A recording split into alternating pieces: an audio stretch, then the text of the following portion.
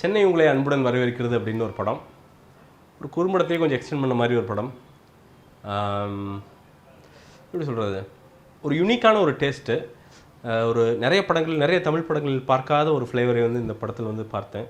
அது வந்து மருது பாண்டியன் அவர் தான் ஃபஸ்ட் டைம் டைரக்டர். அவருக்கு வந்து பாராட்டுகள் அதுக்காண்டியே. ஏன்னா சென்னை வந்து ஊரிலிருந்து வந்து தங்குகிற இளைஞர்கள், அவருடைய கதை அப்படிங்கிறது வந்து ஒவ்வொருத்தருடைய கதையும் ஒவ்வொரு மாதிரி இருக்கும் பார்த்தீங்களா. அவங்க எல்லோரும் ஒரே ரூமில் இருக்காங்க. இதெல்லாம் வந்து வேணும்னே டைரக்டர் பண்ணல, அது ஒரு எதேச்சியாக நிகழ்து. அப்புறம் பார்த்திங்கன்னா அந்த ரூம்குள்ளேயே பிரச்சனையாகும். ஒரு 5 பேர் இருக்கிற அவங்க வந்து ஒவ்வொரு ரூமுக்கு பிரிஞ்சு போவாங்க. அப்புறம் ஒவ்வொரு செட்டு இதாகும். அப்புறம் சில சம்பவங்கள் நடக்கும். இது அத்தனையுமே வந்து பார்த்திங்கன்னா ஒரு நேச்சுரலாக ஒரு ஃப்ளோவில் ரொம்ப யதார்த்தமாக போகும். அந்த யதார்த்தம் அப்படிங்கிறது தான் வந்து ரொம்ப ஹார்ட் ஹிட்டிங்காக இருந்தது. ஏன்னா வெரி க்ளோஸ் டு ரியாலிட்டி. நம்ம வந்து டக்குன்னு ரிலேட் பண்ணிக்க தோணும். நாளில் ரூம் இல்லாமல் இருந்திருக்கேன் மெட்ராஸில். அப்போது பாபி சினிமா வந்து ஒரு ரோல் பண்ணியிருக்காரு. பார்த்திங்கன்னா அவருக்கு வந்து ரூம் இருக்காது ஒரு ஸ்டேஜில். ஸோ அப்போல்லாம் டக்குன்னு ஞாபகம் வந்துச்சு, ஓ இது வந்து எவ்வளோ கஷ்டப்பட்டிருக்கோம் அப்படின்ட்டு. லிங்கா அப்படின்ட்டு ஒரு ரோலு அவர் ஒரு கேரக்டர் பண்ணியிருக்காரு. அப்புறம் அவங்களாம் பார்த்திங்கன்னு வச்சுங்களேன், பொண்ணு கூட பின்னாடி சுற்றிட்டு பொண்ணுங்களை கரெக்ட் பண்ணுற ஒரு ரோலு. பொண்ணுங்களை கரெக்ட் பண்ணுற ஒரு இதில் வந்து அவங்க அம்மாவுடைய இறுதி சடங்கு கூட போகாமட்டு அதுக்கப்புறம் அழுவார். அதெல்லாம் பார்த்திங்கன்னா ரொம்ப அந்த சென்னையில் வந்து அந்த நகர வாழ்க்கை, சென்னைன்னு கூட சொல்ல முடியாது, நகர வாழ்க்கை அப்படிங்கிறது வந்து ஒரு மனுஷனை வந்து எவ்வளோ க்ரூவலாக ஒரு ஷுரூடாக மாற்றுது அப்படிங்கிறதுக்கு வந்து அவருடைய அந்த கேரக்டர் அப்படிங்கிறது வந்து ரொம்ப ஒரு எக்ஸாம்பிள் அப்படின்னு சொல்லிடலாம். பட் அவருமே வந்து லேட்டாக அப்புறம் பின்னாடி ஒரு ஸ்டேஜெல்லாம் வந்து கொஞ்சம் திருந்தி மாற்றம் அடைந்து சில விஷயங்கள் பண்ணும்போதெல்லாம் பார்த்திங்கன்னா ஒரு ஓகே வாழ்க்கை அந்த டைம் வந்து எல்லாத்தையும் மாற்றிடும் அப்படிங்கிறதுக்கு வந்து ஒரு எக்ஸாம்பிள் அப்படின்னு சொல்லிடலாம். இன்னொரு ரோல் பிரபஞ்சயன் அப்படின்ட்டு அவர் பண்ணியிருக்காரு.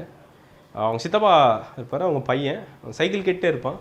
இவர் வந்து ஒரு அசிஸ்டன்ட் டைரக்டராக இருப்பார். அந்த சைக்கிள் வந்து அவரால் வந்து வாங்கி கொடுக்கவே முடியாது கடைசி வரைக்கும். ஸோ ஊருக்கு போகிறப்பெல்லாம் வந்து அந்த தாட் ப்ராசஸ் அதுலேயே இருக்கும் என்ன அப்படின்ட்டு. ரொம்ப கோமான ஒரு கேரக்டர். அந்த மாதிரி எனக்கு இந்த படத்தில் பிடிச்சது என்னென்னா, அந்த ஒவ்வொரு கேரக்டருக்கும் ஒரு ப்ராப்பரான டெஃபினேஷன். ஒரு கேரக்டர் பார்த்திங்கன்னா ரூமை வந்து கூட்டிகிட்டே இருக்கும். அவர் வந்து ரூம் மாறி போனாலும் அவர் தான் உட்காந்து ரூமை கூட்டிகிட்டு இருப்பார். பார்த்தா பயங்கர ஃபோர்ஸோ அவரோட ஃபோக்கஸ் எல்லாம் பார்த்திங்கன்னா ரூமு க்ளீன் வைக்கிறது, சீவக்கட்டை எங்கே கிடக்குது, இதை பற்றியான பேச்சாக தான் இருக்கும். அதே மாதிரி சரண்யா அப்படின்ட்டு அவங்க வந்து ஒரு வில்லேஜ்லேருந்து சிட்டிக்கு வர ஒரு ரோல் அவங்க பண்ணியிருக்காங்க.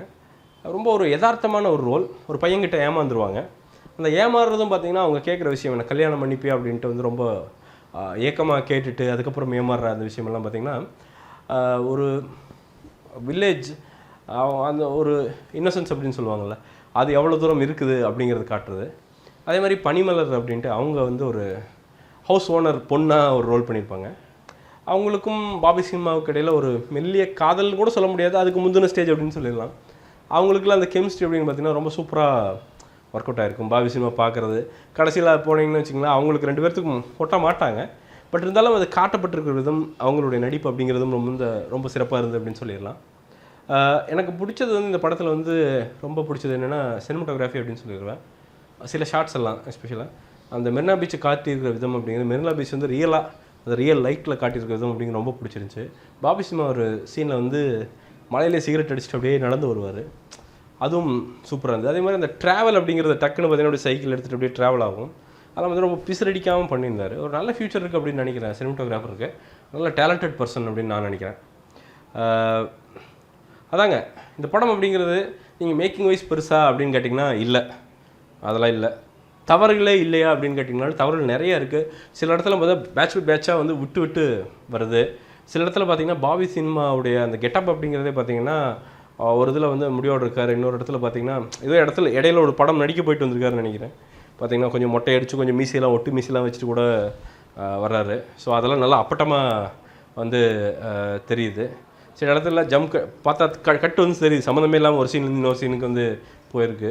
ஏதோ ஒரு இடத்துல ஏதோ டிங்கரிங் பண்ணி அந்த டைம் வந்து வரணும் அப்படிங்கிறக்காண்டி பண்ண மாதிரிலாம் சிலதெல்லாம் தெரியுது, இல்லை அப்படிங்கள.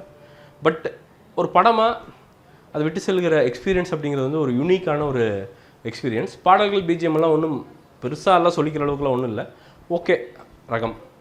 ஆனால் ஒரு படமாக பார்த்திங்கன்னா ஒரு ஒரிஜினல் ஒரு தமிழ் படம், தமிழ் ஃப்ளேவர் அப்படின்னு சொல்லிடலாம். இது நம்ம படம், ஏன்னா எந்த காப்பியும் கிடையாது. ஒரு மனிதனுடைய நிஜ கேள்விப்பட்ட வரைக்கும் என்னென்னா இயக்குனருடைய அவருடைய சொந்த கதை அப்படின்னு கூட கேள்விப்பட்டேன் நான். ஸோ அந்த விஷயங்கள் அப்படிங்கிறது எனக்கு வந்து ஒரு என்கரேஜிங்காக இருந்துச்சு. ஏன்னா தமிழ் சினிமாவுக்கு இப்படியான படங்கள் வந்து தேவை. இந்த மாதிரி ஒரிஜினல் ஸ்கிரிப்ட்ஸ் தேவை. அது ஷார்ட் ஃபிலிமோ இத்தினியுண்டு ஒரு மைக்ரோ ஃபிலிமோ 2 நிமிஷமோ இருந்துட்டு போட்டோம், அது ஒன்றும் பிரச்சனை இல்லை. பட் அந்த ஒரிஜினாலிட்டி அப்படிங்கிறது தான் இன்றைக்கி தமிழ் சினிமாவில் மிஸ்ஸிங். பட் அந்த ஒரிஜினாலிட்டி கொண்டு வந்ததுக்காண்டி வந்து அந்த டீமுக்கு வந்து மிகப்பெரிய வாழ்த்துக்கள். இந்த படம் வந்து நாளைக்கு வந்து ரிலீஸ் ஆக போகுது. நிச்சயமாக வந்து ஒரு ஜென்ரல் ஆடியன்ஸ் வைஸ் போய் உட்காந்து பார்க்க முடியுமா அப்படின்னு எனக்கு தெரில. பட் சினிமா லவர்ஸு ஒரு புதுவிதமான ஒரு டேஸ்ட்டை வந்து அனுபவிக்க நினைக்கிறவங்க அவங்களாம் போய் உட்காந்து பார்க்கலாமா அப்படின்னா கண்டிப்பாக வந்து ஒரு டைம் போய் உட்காந்து பார்க்கலாம். ஏன்னா இது கொடுக்கக்கூடிய அந்த எக்ஸ்பீரியன்ஸ் அப்படிங்கிறது வந்து ஒரு நார்மல் தமிழ் சினிமாவுக்கு வந்து கொஞ்சம் வித்தியாசமானது, கொஞ்சம் ஆழமானது அப்படிங்கிறங்காட்டிக்கு வந்து இதை சொல்கிறேன். இந்த படத்திற்கு என்னுடைய மார்க் அப்படிங்கிறது வந்து நிச்சயமாக 5க்கு வந்து 3.5 தருவேன்.